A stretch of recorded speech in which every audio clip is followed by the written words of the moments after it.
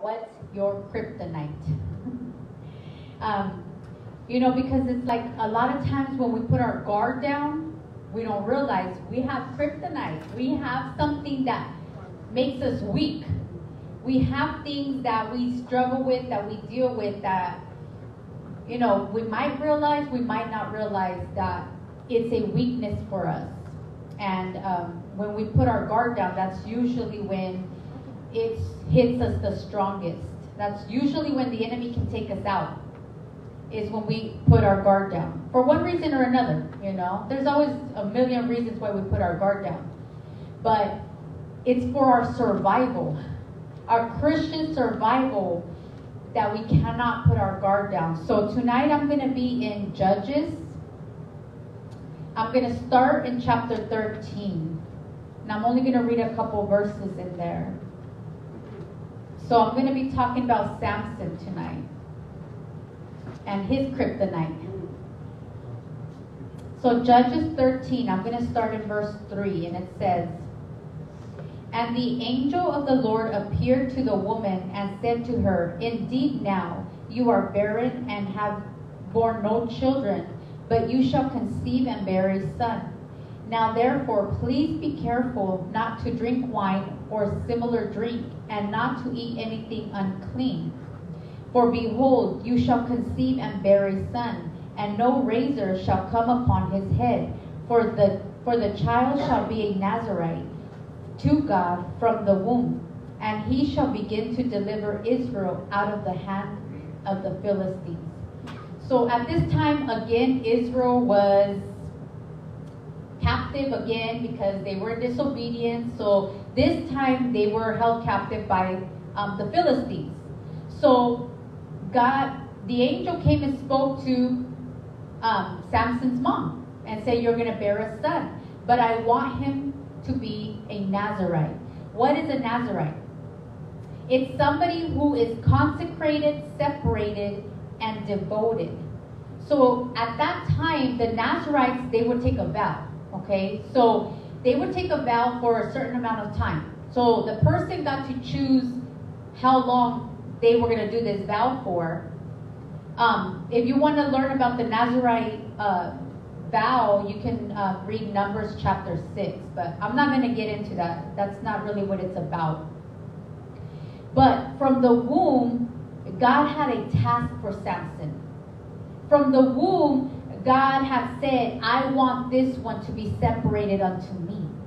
So Samson wasn't going to be one to take the vow temporary. This was going to be his lifelong journey. And so God had something for him, and it was going to start delivering Israel, or rescuing Israel from their enemies, which was Philistine. So God had something for Samson in that moment. The mom obviously didn't know what it was about. Samson, when he was born, he didn't know what it was about. And this is the thing with us. God from the womb has something for us. Now, some he consecrates more than others, because some from the get-go, like Samson, from the get-go, like Samuel, from the get-go, they have this consecration on their life that they can't shake off, right? Other of us, we go and do our thing, but then God calls us and consecrates us. So this was a vow that was taken, that people were able to choose a time frame. But for us, we can't choose a time frame. Because in 1 Peter, it says, "Be holy as I am holy." That means be separate, be set apart. For I am separate, I am set apart. In other words, God's saying, do not contaminate yourself with the world. So for us, that's us. That's our thing right there. It's not, "Oh, I'm going to take the Nazarite vow" anymore. It's, no, be holy as I am holy. So we ourselves have also come into this place where we should and need to be set apart, which will be consecrated. We're consecrated unto the Lord because he brought us out from the world, you know. He brought us up to himself. So I was like, okay, all right, Lord. So as I'm thinking about this, putting your guard down, what does this have to do with anything? So then it gets interesting. As we jump over to chapter 16, in between, it's Samson's life and how he starts, you know, showing his power, showing his strength. But in chapter 16 is where he actually showed his weakness. So in chapter 16, I'm going to start in verse 4. And it says, afterward it happened that he loved a woman in the valley of Sorek, whose name was Delilah. And the lords of the Philistines came up to her and said to her, entice him and find out where his great strength lies, and by what means we may overpower him, that we may bind him to afflict him, and every one of us will give you 1,100 pieces of silver. Okay, well, he loved a woman. And the thing is, he went and fell in love with the Philistines. That probably shouldn't have happened because, you know, they were against them. But it happened. So, as Samson was starting to show his strength, I think a time before that, he had killed I don't know how many, you know. So he had already started showing his power. And so obviously the Philistines wanted to take out the threat. Samson was a threat to the Philistines. Samson was a threat to their power over Israel. But remember, from the womb, God said that he was going to begin to rescue the Israel. So the power God gave him was for that very reason. It was for that very purpose, to help him rescue Israel. Now, here comes the enemy. Well, I want to know what gives him this strength so that we can take him out. Because we're not okay with this threat. We're not okay with it. So, obviously, he fell in love with a woman who had no loyalty.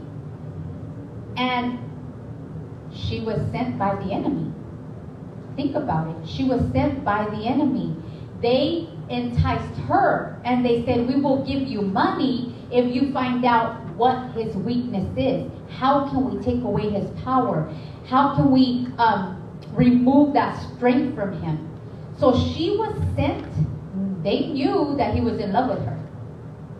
So the enemy knows those things that we like. The enemy knows those weaknesses. The enemy knows those things that will easily persuade us. Those things that make us weak. Those things, those areas where we can actually become enticed. Their intention for Samson was only to take him out. It was not to help him. It was not to bless him. It was not to be like, okay, you know, God sent you to conquer us, so, you know, it's all right. Just do your thing. The enemy is never going to encourage you in what God has tasked you to do. The enemy is never going to come alongside of you and say, good job. As a matter of fact, the enemy is going to be like, oh, let me check you out. What do you like? What are you into? What's your little secret stuff, huh? What's the stuff that brings you away from that? They wanted to chain him up. They wanted to imprison him. They wanted to torture him. That was their intention. But again, the enemy's intention is always to do harm. It's always to do wrong. His desire, the enemy of our soul, his desire is to keep us chained up. His desire, if he can keep us chained up in our mind, in our hearts, then he's happy. Because he wants us oppressed. He wants us to feel tortured in our mind. Whether that's through anxieties, that's through the cares of the world, however way it happens. Whatever way, because for each and every one of us it's different, you know. Sometimes it's physical ailments that keep us just bound, you know. We feel tortured. But Christ came to set the captives free.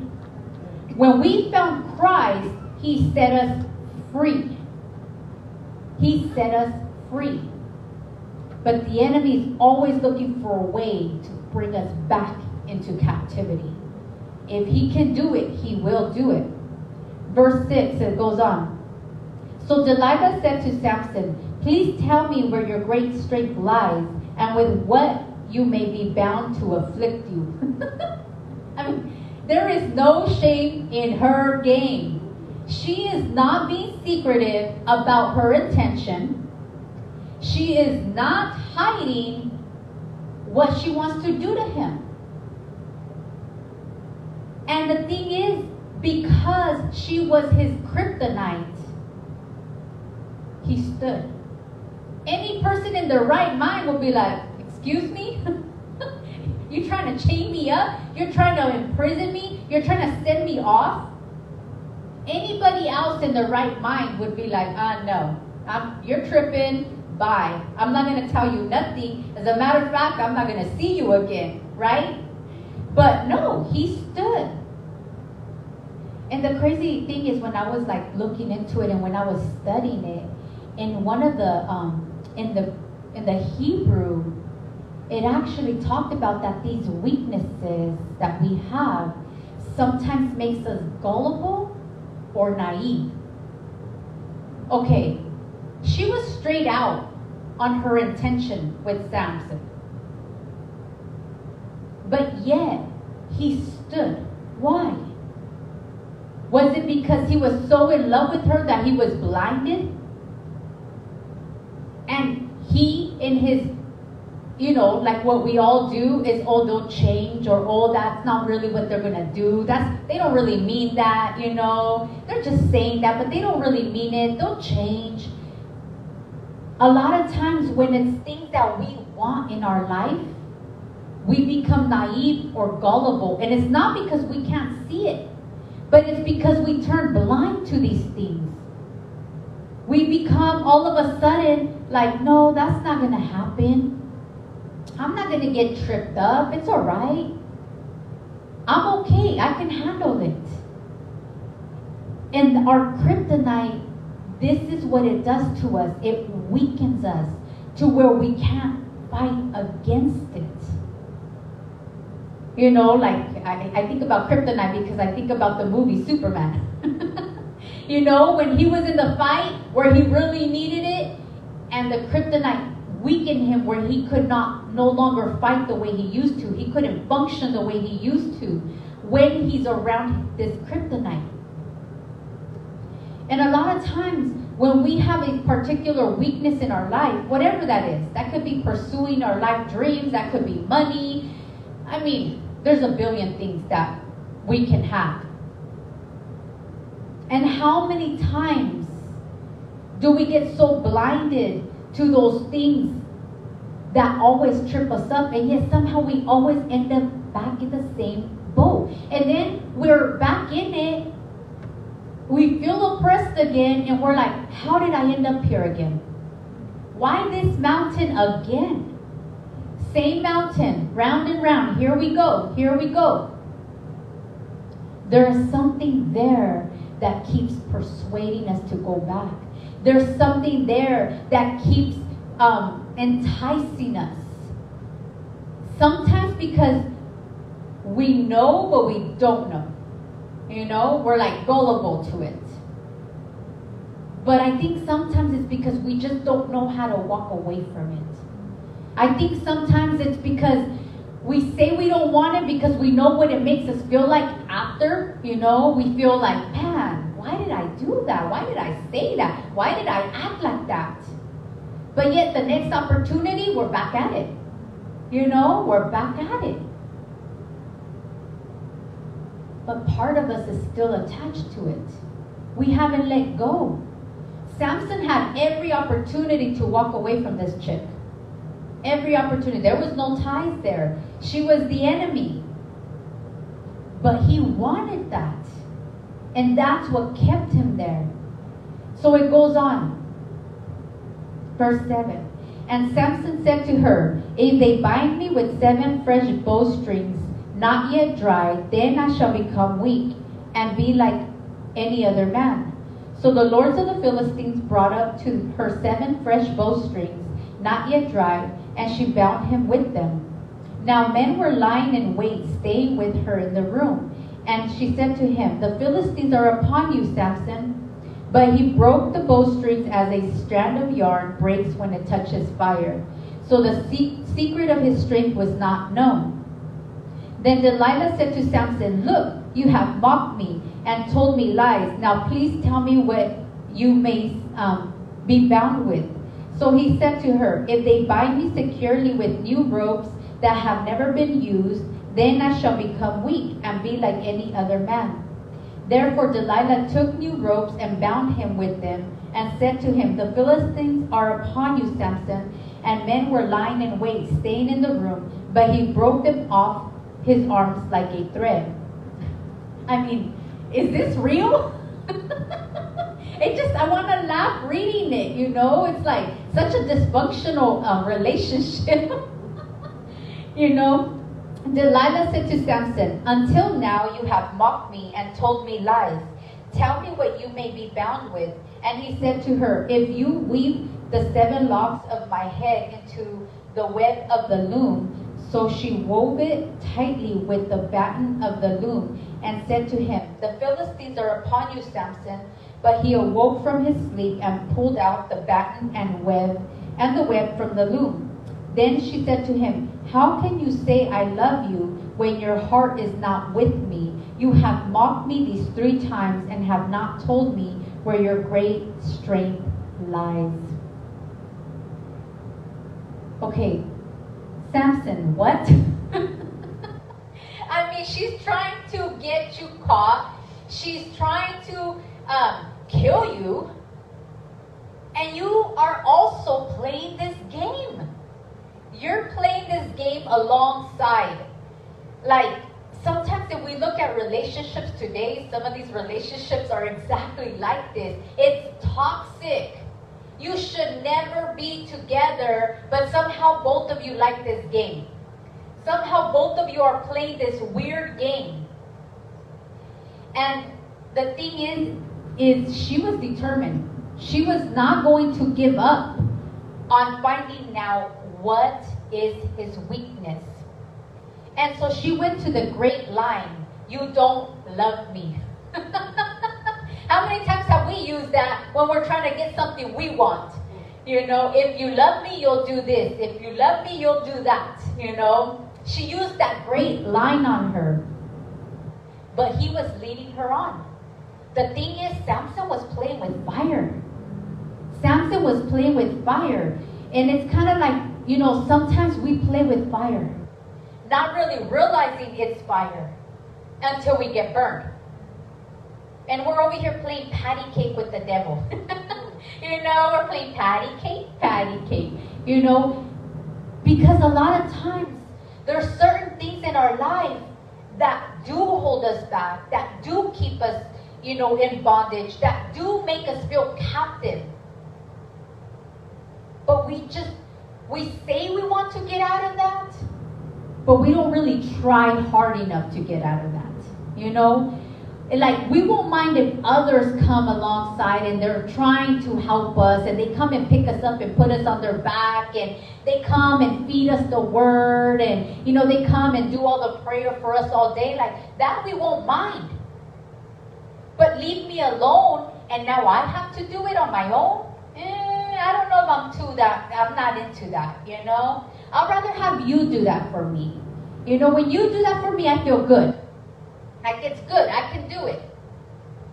But when I have to do it for myself, why don't I have that same drive? See, her drive as his enemy was relentless. She wasn't going to give up until she found out what was his weakness. The enemy of our soul is relentless. If he finds something that's kind of a weakness, he's going to keep on that angle until you overcome it. He's going to stay on that angle and keep throwing these things at you because he can't make us do anything. He can't hurt us. He can't force us. He can't do any of it. What he has is words, enticements. What he has is lies, you know? But the things that he'll lie about is things that will kind of make us kind of like, oh, yeah, I'm listening, you know? Or those things in our life where we feel like, you know, we're not good enough, and we're not this, and we're not that. And he keeps throwing those things so that we can feel sorry for ourselves. He likes to throw those things in a lot. Because he's like, well, they're already feeling down. Let me just help them. Let me just take them down. Let me finish them. Why? Because if he makes us go so low, it's that much harder to get back up. It's that much harder. If all you do is stumble, you're still standing. And you're still going forward. You know, when you trip forward. Don't trip backwards. But when the enemy has you down, it's hard to get back up. And that's what he wants. He wants us to be put in a position where we fall so hard, or when our mind is full of just captivity, that we don't know how to get out of that state. We don't know how to pull past it. So Samson is playing with a dangerous game. He's playing a dangerous game. And when it comes to our Christian walk, we have to understand that our enemy is just as determined to take us out of this game. He's just as determined to take away that purpose and that very task that God has given us from our womb, from our mother's womb. We were born with a purpose. We were born with an intention that God had towards us. But so many times we don't ever get to fulfill that task. So many times people are left empty because they got stuck when the enemy came upon them. They didn't know how to break out of the chain. They didn't know how to break out of the prison in their mind, in their heart. When they would fall, they couldn't get back up because now I've messed up. I don't know how to get out of this. And now this is as far as I've gone. But that's a lie, because God's mercy is good. His mercies are renewed daily. And if every day we get up and we say, God, help me, every single day He's going to help you. Every single day He's going to continue to pull you away from those very things that ensnare you. Every single day He's going to pull you closer to His plan, to His purpose, to the very thing that He created you for. He's able to make us holy. He's able to consecrate us. He's able to set us apart because it's His power. He gave Samson the power that he needed to deliver Israel. He gave it to him. God has given us power. God has given us everything that we need to not get tripped, to not get caught up in these things. God has given us everything that we need. In verse 16 it goes on. And it came to pass when she pestered him daily with her words and pressed him so that his soul was vexed to death. Jeez, she was like annoying. She annoyed him. That he told her all his heart and said to her, no razor has ever come upon my head, for I have been a Nazarite to God from my mother's womb.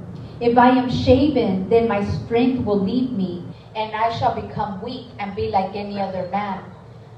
When Delilah saw that he had told her all his heart, she went and called for the lords of the Philistines, saying, Come up once more, for he has told me all his heart. So the lords of the Philistines came up to her and brought the money in their hand. Then she lulled him to sleep on her knees and called for a man and had him shave off the 7 locks of his head. Then she began to torment him, and his strength left him. And she said, "The Philistines are upon you, Samson." So he awoke from his sleep and said, "I will go out as before at other times and shake myself free."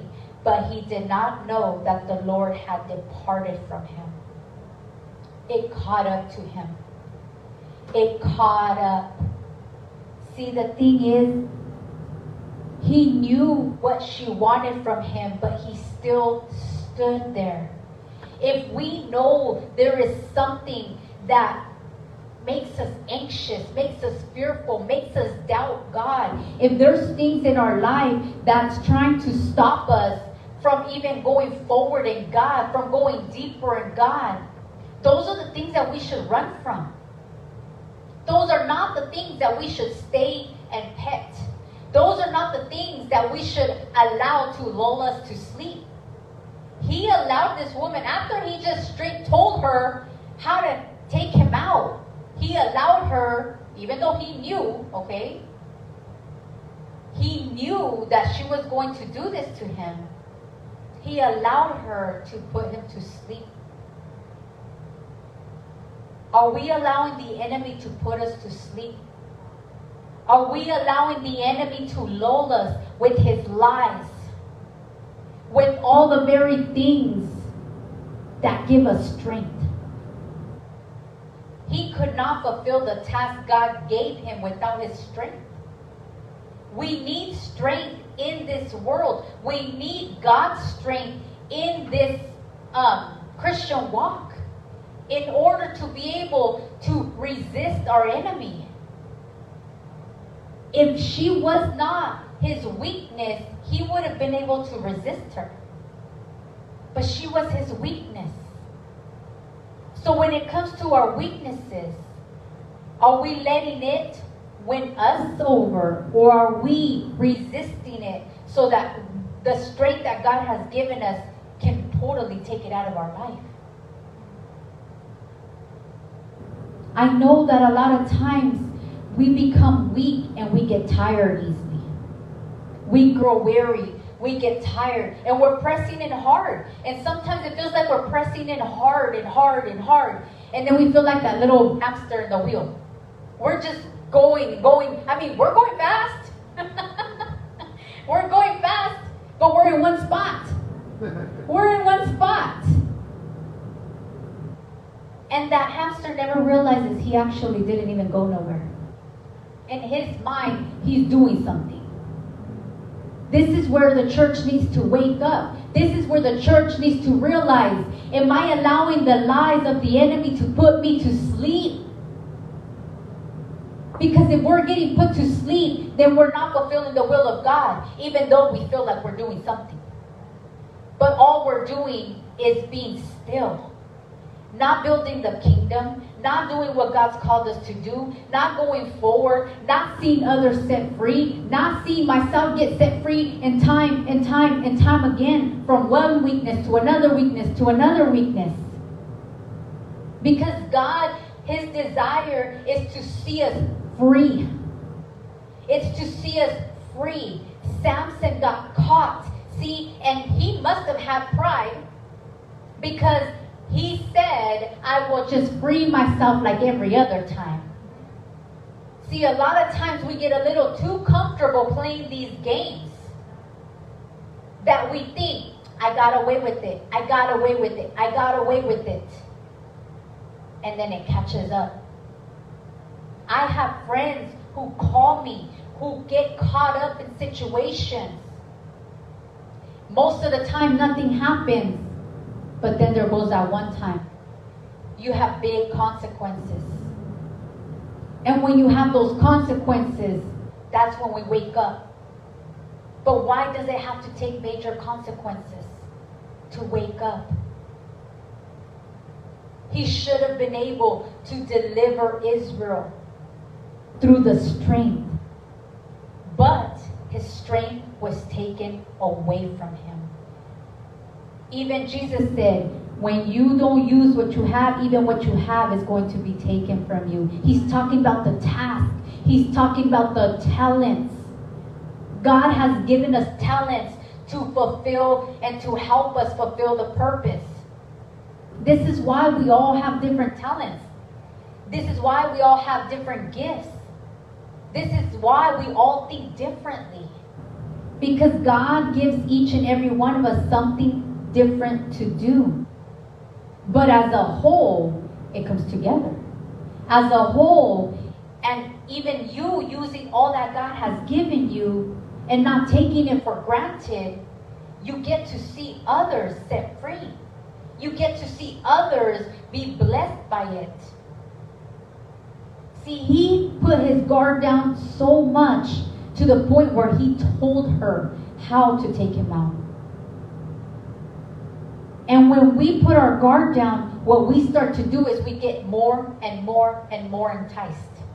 And we get taken out further and further and further away.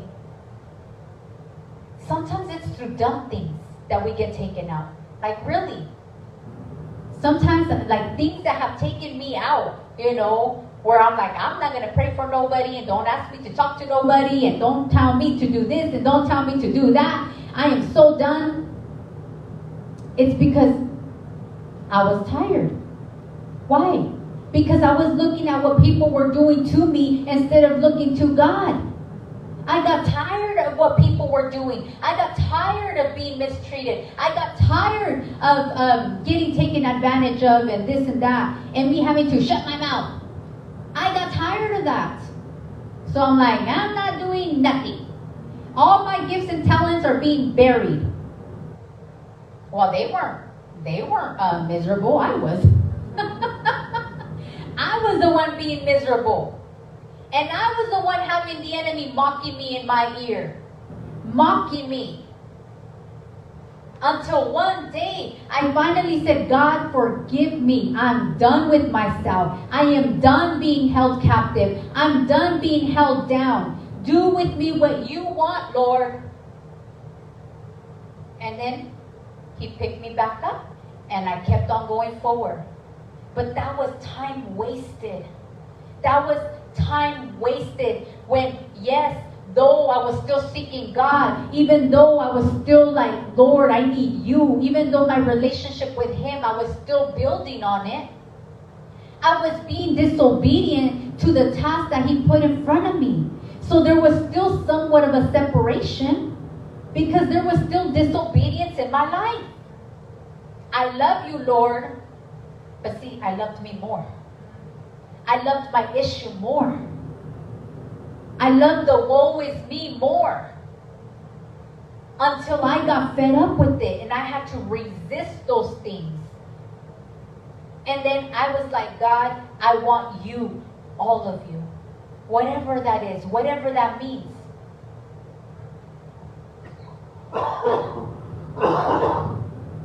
God wants us to bring deliverance to others. God wants us to bring Christ to them. But there is no way that we're going to be able to not only get delivered ourselves, but to see others get delivered if we keep going back to getting oppressed. If we keep going back to allowing the enemy just to lie to us all the time. I want to go to Ephesians 6 real quick. You don't have to turn there, but I'm going to read Ephesians 6 verse 10. It says, finally, my brethren, be strong in the Lord and in the power of his might. Put on the whole armor of God, that you may be able to stand against the wiles of the devil. For we do not wrestle against flesh and blood, but against principalities, against powers, against the rulers of the darkness of this age, against spiritual hosts of wickedness in the heavenly places. Therefore, take up the whole armor of God, that you may be able to withstand in the evil day, and having done all, to stand. Stand. Keep your guard up. Fight against the enemy's tactics. Fight against what the enemy throws at you. Because if he throws it here, and if we do not put it out, eventually it's going to end up in here. And when it comes here, then that seed is going to make room for sin. that is the very thing that will take us out. It doesn't matter what we're into. It doesn't have to be, the type of sin that takes us out of heaven. All it has to do is not allow us to fulfill our purpose. And that is enough for the devil sometimes. Now is the time for us to put on the full armor and to stand against the enemy. Now is the time to realize that we need to tread. We need to take territory. We need to stop holding back. We need to stop waiting. We need to stop allowing the enemy to just come and always mess with us. It's time to just put on the armor and push back. It's time. It's time for God's people to take the land and realize it's not flesh and blood. It's the powers and principalities. This is a spiritual warfare that we're in. Samson's battle was physical. And God gave him another opportunity to take out all the Philistines' leaders later on in the chapter. So Samson had his opportunity again. Me and you have an opportunity as long as we have breath. As long as me and you have breath, we have an opportunity to do all that God's called us to do today.